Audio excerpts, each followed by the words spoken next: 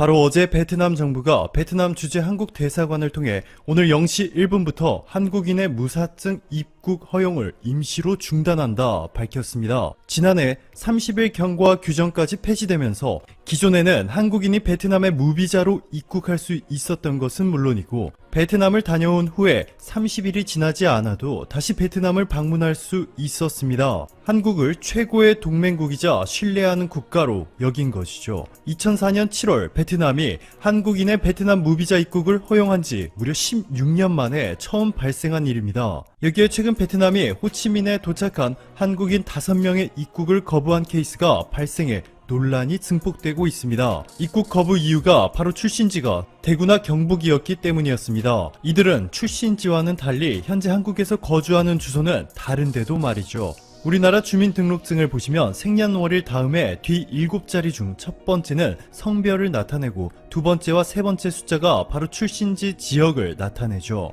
이 두 숫자가 67에서 80일 사이면 대구나 경북 출신임을 말합니다. 이것을 보고 베트남이 5명의 한국인의 입국을 거부한 것인데요. 조심해서 나쁠 것 없지 라는 의견도 나오고 있지만 한국과 외교 관계를 악화시킴으로써 베트남에 불어닥칠 후폭풍이 상당할 것이라는 의견이 지배적입니다. 대한민국 외교부는 대한민국 주민번호의 두 번째와 세 번째 숫자는 출생지를 의미한다. 이 숫자를 이유로 입국을 금지하는 것은 극히 부당하다는 것을 설명한다. 조치의 변경을 강력하게 요청한다 라고 강력한 메시지를 보냈습니다. 여기에 또 하나 충격적인 소식이 전해졌죠. 베트남 국민들 사이에서 한국에 대해 화가 난 부분은 한국의 일부 언론사들이 지금 보시는 것처럼 베트남과 한국의 격리시설이 제공하는 식사와 시설이 차이가 난다며 베트남에 대해 부정적인 기사를 내보낸 것입니다. 이에 많은 베트남인들이 SNS에서 베트남에 사과해 라는 해시태그를 달아 해당 기사에 대해 반발하고 있습니다. 베트남에서 의심 환자로 분류돼 격리된 한국인 관광객들이 세계에서 가장 맛있는 10가지 요리 중 하나로 꼽히는 베트남 요리 반미를 제공받자 이에 대해 빵 쪼가리 몇 개 주더라 라는 식으로 인터뷰를 하면서 상황이 악화되고 있다는 소식도 전해졌습니다. 한국인의 일부 언론들 때문에 최상이었던 한국과 베트남의 관계가 다소 악화되는 듯한 상황인데요. 그럼에도 불구하고 한국인 무비자 입국 금지는 베트남 정부의 섣부른 판단임이 명확해 보입니다. 이틀 전 여러 외신들이 베트남 외국인 투자 보고서를 집중 보도하였는데요. 지난해 베트남에 어느 국가가 가장 많이 투자했는지 관한 것이었습니다. 그런데 바로 한국이 667억 달러, 하나로 81조 원을 투자해 베트남 투자 1위 국가로 기록되었습니다. 2위 일본이 595억 달러, 3위 싱가폴 498억 달러, 대만 32억 3천만 달러 등보다 압도적으로 높았죠. 또한 외신은 한국의 베트남 투자 규모만 컸던 것이 아니라 투자한 프로젝트 개수도 무려 8,500여 개로 일본의 2배나 많았고 한국의 삼성이 베트남의 2018년 GDP 중에서 28%를 담당한다는 점, 베트남 내 인수합병 분야에서도 한국 기업들의 통큰 투자가 막강한 영향력을 행사하고 있다는 점 등을 강조하였습니다. 오늘도 감사합니다. 최고로 안전한 하루 보내시길 바랄게요. 한국군의 저성능 무기 구매 유발자 도대체 누굽니까? 우리 한국군이 도입하는 여러 가지 무기들이 있습니다. 그 중에는 꽤 훌륭한 무기도 있고 야 이거 정말 잘했다 라고 싶은 무기도 있는데 아니 도대체 왜 이런 걸 도입하냐 라고 하는 그런 무기도 있습니다. 그런 거 도대체 왜 이런 무기를 구매하냐, 도대체 원인은 뭐냐, 이런 거 한번 분석해 보도록 하겠습니다. 제가 왜 이런 생각을 하게 됐냐, 이 기사 때문이에요. 제가 며칠 전에도 알려드렸었는데 인도가 차세대 해상작전 헬기로 MH-60R 시호크를 선정했습니다. 디펜스 뉴스가 보도했던 내용인데요. 인도가 미국과 22억 1천만 달러 규모의 MH-60R 24대 도입 계약을 마무리 지었으며 계약 기체는 3년 이내에 모두 인도될 예정이다 라고 이렇게 보도가 나왔었어요. 이거 보면서 야 인도가 이 시호크를 도입을 했구나, 구매를 했구나. 자, 그러면은 우리도 지금 해상작전 헬기 2차 사업을 하고 있는데 지금 12대 도입 사업 지금 진행 중에 있어요. 그럼 혹시 우리가 시호크를 도입을 하면 가격이 좀 내려가겠다, 잘 됐네 라는 생각을 했습니다. 그래서 이번에야말로 이 시호크를 좀 도입을 했으면 좋겠다 라는 그런 생각을 저는 했습니다. 제가 이제 그 여러 번 동영상을 올려드렸는데, 제가 우리 한국 해군이 가지고 있는 대잠 헬기, 해상작전 헬기 중에서 시호크와 링스, 그리고 링스 와일드캣이 이제 경쟁을 했는데, 그 와일드캣보다 시호크가 전 압도적으로 성능이 좋다라고 항상 주장을 했던 사람이고, 저는 지금도 그 소신은 변함이 없어요. 저는 정말 우리 군대가 성능 좋은 무기를 구매했으면 좋겠습니다. 뭐 실제 현장에서는 어떤 이야기들을 하는지 뭐 여러 가지 견해들이 있을 수 있지만, 저는 그냥 군사 전문가로서 정말 이런 무기가 더 강하지 않느냐라는 생각을 하는 거예요. 자, 그래서 지금 하나둘 중형으로 갈아타고 있습니다. 중형 헬기로 갈아타고 있어요. 왜냐? 장비를 많이 짓거든요. 그래서 이 대잠 헬기들은 대부분 중형으로 갈아탑니다. 브라질 링스에서 S70으로 갈아탔죠. 덴마크 역시 링스에서 MH60R로 갈아탔죠. 독일 링스에서 NH90 갈아탔죠. 네덜란드 링스에서 NH90 갈아탔죠. 태국 링스에서 블랙호크 계열인 S70B로 갈아탔죠. 오만 링스에서 NH90으로 갈아탔죠. 노르웨이 마찬가지입니다. 자, 여기에 우리보다 훨씬 더 경제력이 좋은 나라도 있습니다. 그렇지만은 여기서 우리보다 훨씬 더 경제력이 약한 나라도 있습니다. 그런데 우리는 왜 중형 헬기로 가지 못하고 해상작전 헬기를 지난번에 링스로, 그 링스의 개량형이죠, 와일드캣을 왜 했을까요? 가난한 나라의 해상작전 헬기가 된 링스 시리즈, 저는 이렇게 규정하고 싶습니다. 현재 이 와일드캣을 운영하고 있는 나라는 전 세계 두 나라예요. 대한민국과 필리핀입니다. 그리고 방글라데시가 두 대를 발주했습니다. 그러니까 이제 이 와일드캣을 운영하는 나라가 아니고 와일드캣을 해상작전 헬기, 대잠 헬기로 주력으로 쓰고 있는 나라는 이게 다다 이겁니다. 뭐 영국 같은 경우도 보조로 쓰고 있어요. 보조로. 그 정도로 지금 이렇게 링스 와일드캣은 사실은 이런 그 저개발 국가들, 저경제력인 국가들, 이런 국가들이 쓰고 있는데, 우리는 왜 이 링스를 계속 도입을 했을까요? 바로 한국. 그러면 우리도 가난해서 와일드캣을 샀나? 한번 보겠습니다. 이게 이제 2018년 11월 5일날 아시아투데이가 보도한 내용인데 한번 보시겠습니다. 해상작전 헬기 1차 사업에는 레오나르도, 즉 와일드캣과 로키드 마틴의 MH60R 시호크, 그리고 NH인더스트리의 NH90, NFH 시라이언 등 3개 업체가 입찰했다. 1차 사업 당시에 와일드캣은 약 530억 원, 시호크는 780억 원, 시라이언은 660억 원 정도로 추정한다. 기체 가격에 후속 군수지원 등 운용 유지 비용을 더한 총 사업비 범위 내에는 와일드캣 외에 다른 헬기들은 들어올 수 없었을 것이다. 그래서 와일드캣이 도입이 됐다는 겁니다. 즉 예산 때문에 이렇게 도입이 됐다는 건데, 이번에는 이 2차 사업 12대 도입하는 이 2차 사업에서 이 시호크가 우리 예산 범위 내에 가격을 낮춰주겠다 이렇게 선언을 하고 있으니까 아마도 제대로 경쟁이 있을 것 같습니다. 자, 가격이 싸서 이 무기를 도입했다? 이게 말이 됩니까? 가격 싼 게 좋습니까? 성능 좋은 게 좋습니까? 물론 성능 좋고 가격도 싸면 최고죠. 그러면 둘 중에 하나를 골라라. 그러면은 저는 성능입니다. 왜냐? 우리는 필리핀, 방글라데시 이런 정도 경제력의 나라가 아니지 않습니까? 자, 그런데 이 와일드캣 이거 도입할 때 정말 논란 많았습니다. 어떤 논란이 있냐? 이제 당시 보도를 한번 보겠습니다. 임시 등은 2012년 이런 쭉 나오면서, 그때 이제 이 와일드캣 그러면 완전히 상징처럼 나오는 게 있어요. 헬기에 모래 주머니를 싣고 시험 비행을 했다. 이래가지고 모래 주머니 어마어마하게 보도가 나왔었죠. 그 부분 한번 읽어보겠습니다. 와일드캣은 이들이 시험 평가를 할 당시에는 실물이 개발도 되지 않은 상태였다. 해상작전 헬기와 이륙 중량 등 기본 재원이 다르고 어뢰, 음파 탐지기 등의 대장 장비도 전혀 없는 육군용 헬기에 모래 주머니를 싣고 시험 비행을 해서 와일드캣 실물을 본 것처럼 허위 보고서를 작성했다. 뭐 이런 내용이 보도가 됐고, 완전히 모래 주머니로 평가한 해상작전 헬기 이래가지고 완전히 그냥 적폐의 상징처럼 보도가 쫙 됐었어요. 기가 막힌 거죠. 이게 그러면 도대체 뭐냐? 이제 퓨처링스라고, 당시에는 와일드캣이라고 하지 않고 퓨처링스라고 했어요. 그 퓨처링스 육군용입니다. 이 육군용 이걸 이제 레오나르도가 우리 해상작전 헬기 하는데 만들어주겠다. 한국 당신네들이 선정하면 우린 여기다가 대잠 장비, 소노부이 탑재할 수 있는 이런 것들, 그리고 어뢰 발사기 이런 거 다 장착을 해주겠다. 그러니까 우리 거 해줘. 그 대신 우린 가격이 싸. 이제 이런 거였어요. 그러면은 이렇게 방위사업청의 무기 구매 절차에 따라서 구매를 공개 입찰을 하다 보니까 이게 1등이 돼버린 겁니다. 가격이 싸가지고. 자, 그래서 선정이 돼버린 거예요.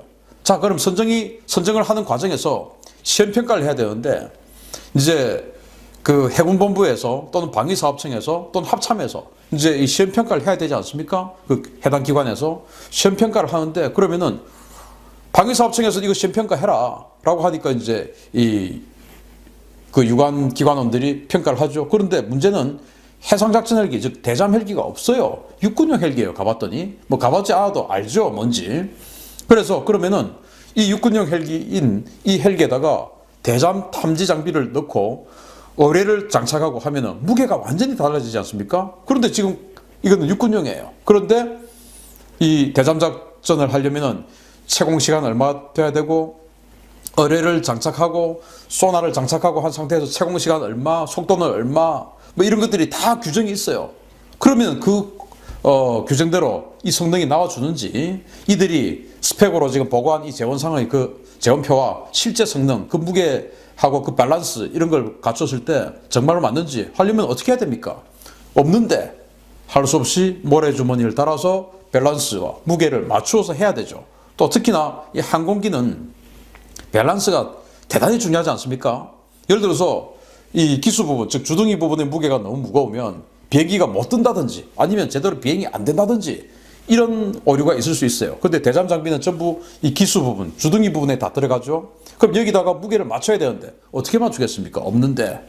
그럼 거기다가 모래주머니라도 넣어서 실어가지고 그 대잠 장비만큼의 모래주머니를 씌워서 하다못해 쌀푸대라도 넣어야죠. 그러면 그렇게 해서 평가를 한 겁니다. 해군에서 가가지고 그걸 비리라고 몰아붙인 겁니다. 언론들이 마녀사냥을 한 거죠. 마치 우리가 알고 있는 그 박찬주 장군 공감병 갑질 사건 그런 것들처럼 완전히 마녀사냥을 해서 몰아가 버렸죠. 그래서 수많은 해군 장성들 이런 사람들 잡아가 버렸습니다. 거기에는 해군 참모총장이었던 사람도 잡아가 버렸어요. 자, 규정대로 했다가 명예 짓밟힌 합참의장이죠. 이분이죠. 최윤희 전 합참의장인데 이분이 이제 해군 참모총장을 할 때 그 사업을 했다 이겁니다. 자, 와일드캣 시험평가서의 일부 허위는 있지만 그 나머지를 전부 허위라고 단정하기 어렵고 허위의 시험평가 결과서를 작성하도록 지시하는 등 공모 관여했다고 보기 어렵다. 와일드캣 헬기의 제한 성능 자체가 군에서 요구한 작전 운영 성능에 미달한다고 볼 수 없다. 이게 뭐냐? 이분 사건과 관련한 방산비리 사건, 최윤희 전 합참의장, 전 해군 참모총장 방산비리로 인한 구속 사건에 대한 대법원의 판결문이에요. 무죄다 이겁니다. 그러면서 수많은 사람들 잡아갔습니다. 정말 야 저래도 되나 싶을 정도로 많은 장성들과 영관급 장교들을 잡아갔어요. 그런데 이와 관련된 사람은 전원 무죄 판결이 났습니다. 최종적으로. 왜 무죄가 났을까요? 죄가 없으니까 무죄가 났죠. 정권에서 그렇게 세게 드라이브를 걸었는데 방산비리 한다고 그 정권 내에서 무죄가 났으면 정말로 죄가 없는 거죠. 참 근데 저는 참 안타까운 것이 이분이 그 해군 참모총장 출신으로서 합참의장에 대해서 굉장히 이제 센세이션 했는데 그 합참의장을 할 때 이제 이런 모래 주머니 막 보도가 나온 거예요. 그래가지고 이제 검찰 수사를 해야 된다고 하는데 저도 참 군인이구나라고 생각했던 게 그래 이제 합참의장이고 당시에는 북한하고 굉장히 그냥 정말 일촉즉발의 상황 아니었습니까? 그러면은 군 검찰에서 조사를 받고 하면은 사실은 조금 군령권자니까 어드밴티지를 좀 가질 수가 있겠죠. 그런데 이분이 그때 뭐라고 했냐? 내가 군령권자로서 지금 상황이 이런데 내가 법정에 출두하고 수사를 받고 하면서 자리를 비우면 우리 작전에 문제가 있을 수 있다. 그리고 내가 공정한 수사를 받지 않을 가능성도 의혹을 받을 수도 있다. 그러니까 나는 공정한 수사를 담보하고 그리고 작전에 지장을 주지 않기 위해서 내가 옷을 벗고 수사를 받겠다. 해가지고 옷을 벗었어요. 그리고 이제 그 후임으로 이순진 합참의장이 임명이 되었었는데 그리고는 옷을 벗고 나서 28일 만에 구속 수감되어 버렸습니다. 합참의장 출신이. 그리고는 이제 최종적으로 아무 죄가 없다. 무죄다라고 판결났는데 참 정말 억울한 일이죠. 그런데 왜 이렇게 억울한 일이 발생을 하냐? 바로 방위사업청의 무기구매 규정 때문입니다. 첫째, 방위사업청은 일단 가격이 낮아야 된다 이거예요. 그러려면 어떻게 되냐? 공개 입찰을 해야 되지 않느냐. 그래서 복수의 경쟁자가 들어와서 서로 경쟁 입찰을 해야 가격이 다운된다. 그래서 경쟁 입찰을 하니까 가격이 다운되니까 더 ROC를 낮게 책정해라. 이렇게 되는 것이에요. 요구 성능을 낮게 설정해서 많은 업체들이 들어오게 해라. 요구 성능이 낮아서 많은 업체들이 들어오면 어떻게 됩니까? 당연히 성능이 낮은 것이 가격이 싸겠죠. 성능 높은 것은 가격이 비싸겠죠. 자, 그래서 낮은 진입 장벽에 따른 저성능 무기 체계가 무더기 입찰을 하게 됩니다. 그런데 이 기준 이제 그 요구 성능을 ROC를 낮춰놨으니까 이 기준을 통과하는 업체들이 막 생깁니다. 그러면은 이 기준 이 ROC 여기서 이제 다 빼버리고 이제부터는 가격 경쟁이에요. 니들 기준 다 통과했으니까 앞에 했던 거 다 무시. 이제부터 가격이야. 예를 들어서 우리가 수능을 치는데 어떤 학생은 수능을 400점 만점에 390점을 받았어요. 그런데 어떤 학생은 400점 만점에 360점을 받았어요. 그럼 어떻게 됩니까? 390점 받은 사람이 압도적이죠? 그런데 여기에서 수능 점수 커트라인이 예를 들어서 350점이야. 그래서 350점 넘는 사람들은 다 들어와. 해가지고 면접으로 결정할 거야. 해가지고 면접하는 날 말 잘 틀어버리면은 합격, 390점 무시. 이게 말이 됩니까? 이런 겁니다. 그래서 우리가 알고 있는 지난 FX 사업할 때 F-35, 공군에서는 F-35 스텔스 전투기 그걸 하고 싶어가지고 사실은 FX 사업을 했는데 스텔스라는 것을 넣으면 F-35밖에 없으니까 가격을 깎을 수가 없다. 그래서 스텔스라는 거 빼. 방사청에서 그랬습니다. 그래가지고 스텔스 빼니까 이제는 뭐 유로파이터 또 F-15 SE 이런 거 막 들어오는 것이죠. 그래가지고 이제 이 기준점 통과하고 나니까 스텔스가 없으니까 그러면 이제 그다음부터 가격이 누가 싸? F-15가 제일 싸네? 해가지고 F-15가 선정이 됐던 겁니다. 그러다가 이건 뭐 국민적인 저항이 생기니까 바꿨죠. F-35로. 지금 생각해 보십시오. F-35 한 대, 두 대 더 들어왔다 해가 북한이 절절 빼고 벌벌 떨고 하지 않습니까? 강한 무기는 그런 거예요. 비용과 관계없이 강한 무기를 사야 되는 겁니다. 그런데 우리는 그러지 않죠. 왜? 방사청의 규정이 기준점 통과하면 그때부터 싼 거 좋아. 싼 거 해. 이렇게 되니까 자, 그러면 기준점 통과하려고 하면은 그래, 페이퍼 플레인도 좋아. 갖고 와. F-15 SE 거짓말이었죠. 그 어디 내부 무장창이 있습니까? 거짓말이죠. 그런데도 니들이 선정하면 우리 내부 무장창 만들어줄게. 날개, 뒤에 날개도 이렇게 꺾어줄게. 그렇게 하면 완전히 비행 성능과 밸런스가 틀어지는데 그게 됩니까? 안 되죠. 안 되는 거 알면서도 갖고 와. 오케이. 이렇게 된 겁니다. 예전에 1차 FX 사업할 때 라팔, A사 레이더 달아줄게. 그래, 오케이. 달아준다 치고 평가하자. 그래서 뭐 라팔이 최고다. 이렇게 나왔죠. A사 레이더 안 달아줬는데. 그런데 실제 라팔이 나중에 A사 레이더를 결국 달긴 달았습니다만은 우리 그때 FX 사업할 때 달아주겠다라고 한 그 시기에 못 달았어요. 그런데도 그때 라팔이 최고다라고 막 그렇게 됐죠.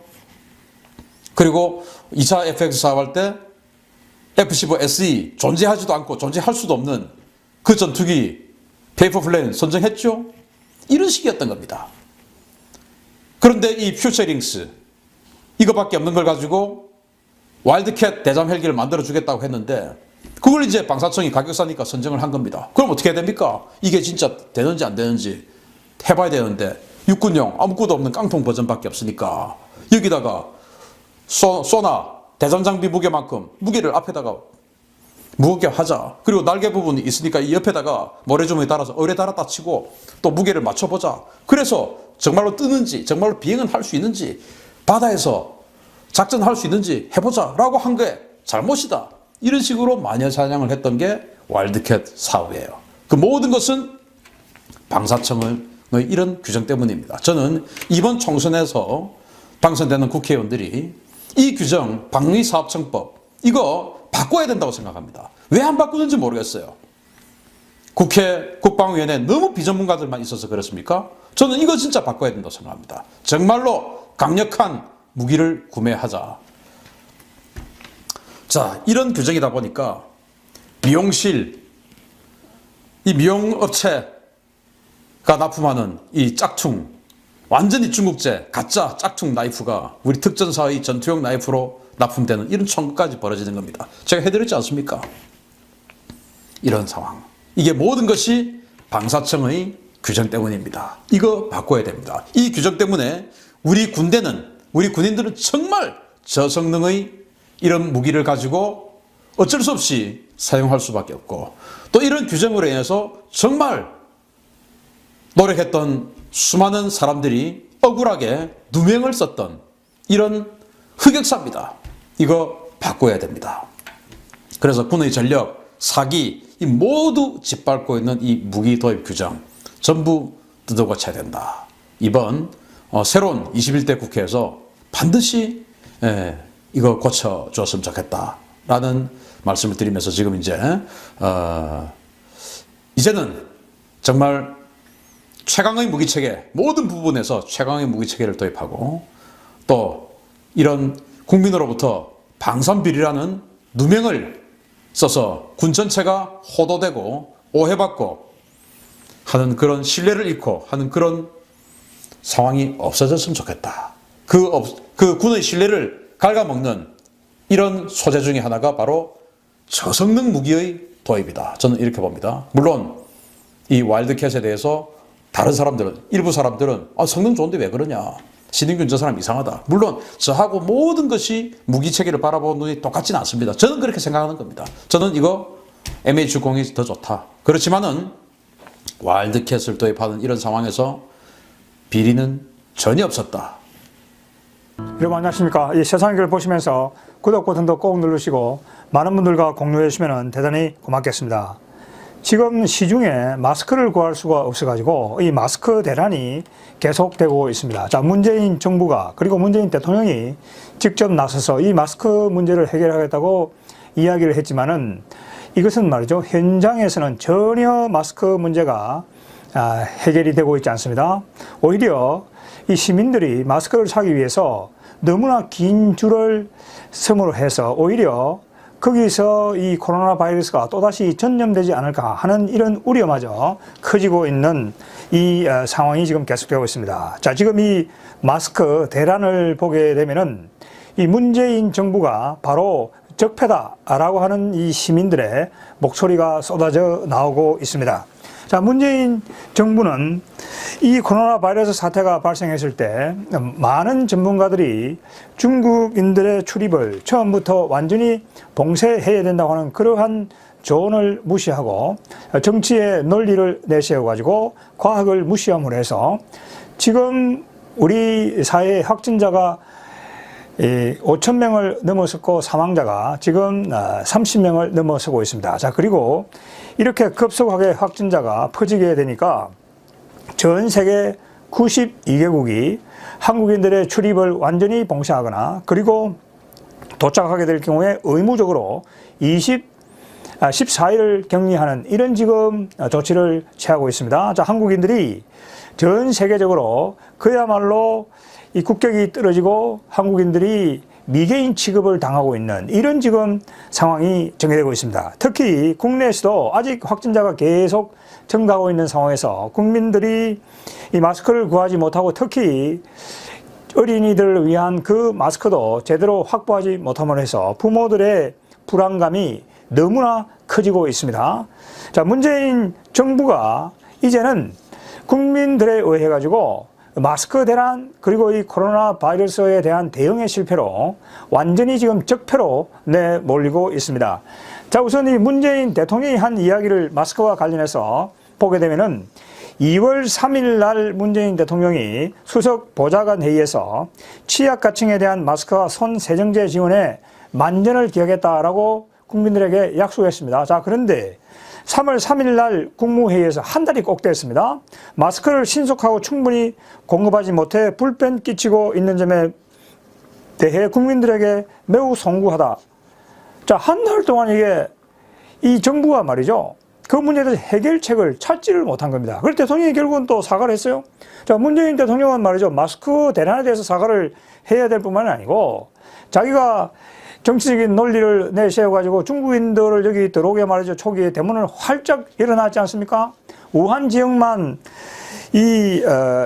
중국인들이 못 들어오게 할 게 아니고 전 지역의 사람들을 못 들어오게 해야 된다고 그렇게 전문가들이 이야기를 했습니다만은 그 말을 듣지 않았다가 지금 이런 사태가 퍼지게 됐고, 자, 그러한 코로나 바이러스가 퍼지면서 지금 이 마스크도 하나 지금 제대로 이 해결을 못하는 이런 지금 상황이 된 것이죠. 자, 그래가지고 2월 10일 날은 마스크 수급 안정화를 위해 매점 매석 금지하고 긴급 수급 조정 조치를 준비하고 있다.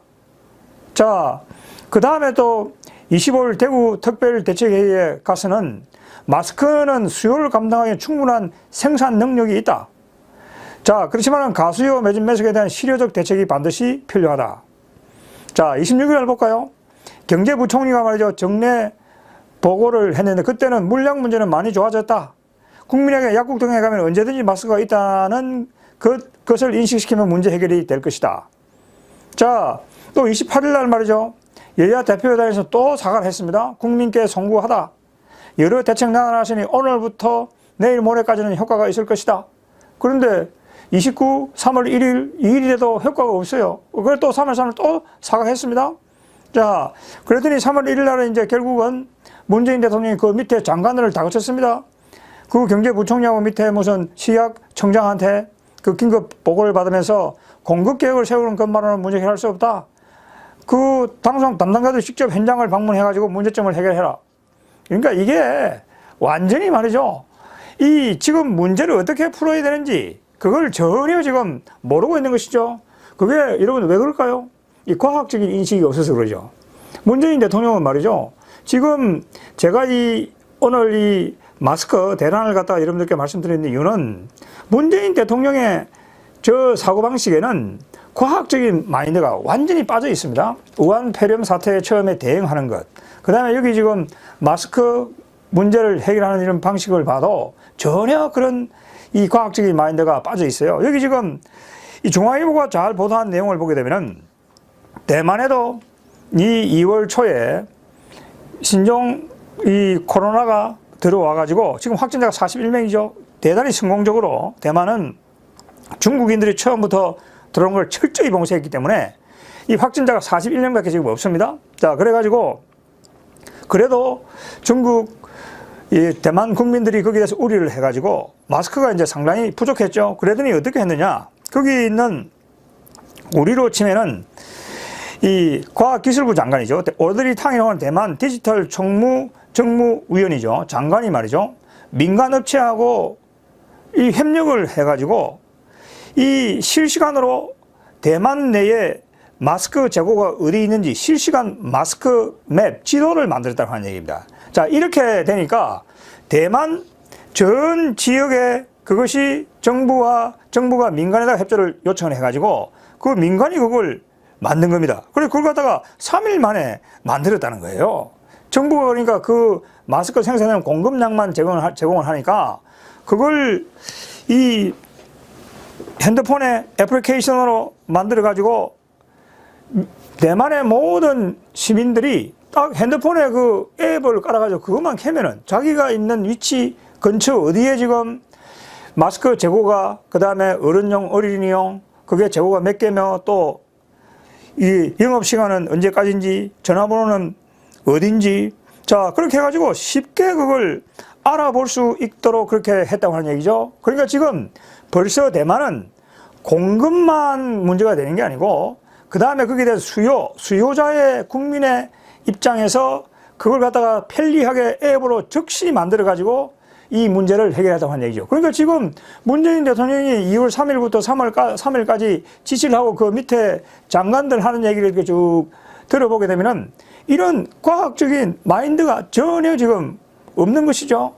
자, 지금 정부에서 제공하는 그 값싼 마스크 뿐만이 아니고 한국 내에도 말이죠. 약국에 마스크가 있지 않겠습니까? 그러면은 대만처럼 정부와 민간이 컴퓨터 회사가 협업을 해가지고 이 앱을 3일 만에 만들 수 있다는 거 아닙니까 지금. 그러면은 그 앱을 만들어서 한국 지금 전역에 있는 약국이라든지 그다음에 그걸 파는 이 매점이라든지 마트라든지 거기에 재고를 적시적시 파악을 해가지고 우리 지금 한국 국민들이 전부 다 핸드폰은 가지고 있지 않습니까? 그럼 앱을 깔아가지고 자기 자신이 있는 위치에서 그걸 쳐보게 되면은 어디에는 공적 마스크, 싼 마스크가 있고 어디는 또 조금 정상적으로 팔리는 그 비싼 가격의 마스크가 있다. 그걸 전부 다 앱으로 이렇게 파악이 된다고 한다면은 공적 마스크를 사실 거기 가서 사고 또 자기가 시간이 없어서 가까운데 또 다른 마스크를 사려면 거기서 살 수 있도록 이렇게 지금 이걸 해줬으면 이 문제가 해결이 됐을 것이라는 이야기죠. 그리고 지금 중국에서 이렇게 지금 대만에서 이렇게 했는데 그걸 당장 그냥 배워가지고 이렇게 하면 될 텐데 전혀 지금 이런 과학적인 마인드가 없으니까 이게 안 된다는 얘기죠. 그리고 문재인 정부가 이 기업에 대해서 간섭을 할 때는 얼마나 지금 정권을 잡아가지고 기업의 활동을 방해하기 위해서 간섭을 많이 했습니까? 규제를 만들어내고요. 그러니까 그런데만 이제 이게 섭성이 들어있으니까 정작 국민들을 위해서 기업과 협력을 해야 되고 협업을 해야 되는 이런 지금 상황에서는 이게 전혀 이루어지지가 않는다는 이야기죠. 그래서 이제 뒤늦게 말이죠. 이 정부에서 공급하는 그러한 공적 마스크에 그걸 파악하고 중복 구매를 방지하기 위해 가지고 이제서 무슨 포탈을 만든다고 하는 이야기죠.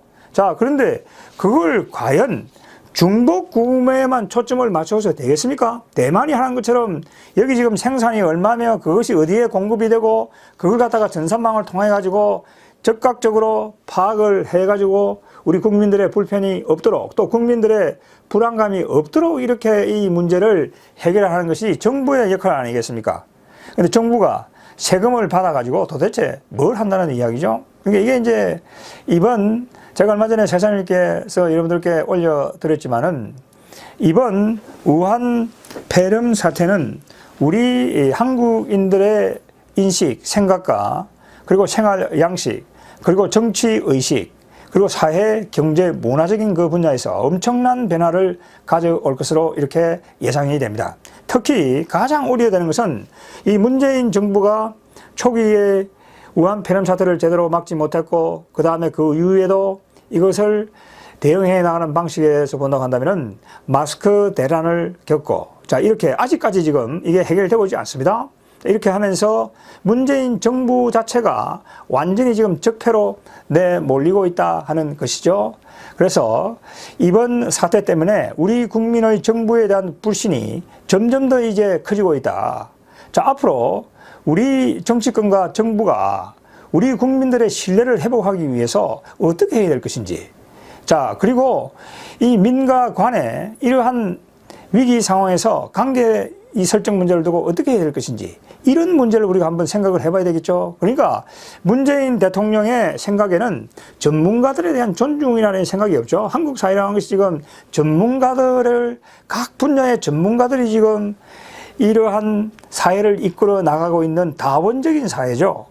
의료, 예술, 학문, 언론 모든 분야가 지금은 그 다원화된 그런 분야에서의 그 사회에서 또 전문성을 가진 그 사람들이 그 리드해 나가면서 한국 사회가 그게 상호 연관되면서 이렇게 지금 발전해 나가고 있는 것이죠.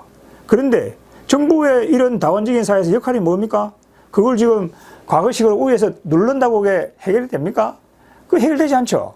그러니까 이 문재인 대통령의 국정 이 컨셉에 이 운영의 개념이라는 것이 전혀 없는 것이죠. 준비가 전혀 돼 있지 않았다 하는 걸 여기서 한 번 더 확인할 수 있는 것이죠. 자, 그래서 이번 마스크 이 대란은 말이죠. 하나의 예에 지금 불과합니다. 그 외에 지금 경제가 말이죠. 지금 완전히 지금 우리 사회 경제가 완전히 지금 엄청난 지금 이 불경기로 지금 들어서고 있다는 걸 이 세상일기를 보시는 분들이 아마 체감을 하실 겁니다. 지금 동대문 저기에 옷을 파는 여러 가게들이 있죠. 큰 빌딩들이 많습니다. 오늘 신문에 보도가 됐습니다. 전부 다 불이 다 꺼졌고 매출이 말이죠. 10분의 1로 완전히 줄었다고 하는 얘기죠.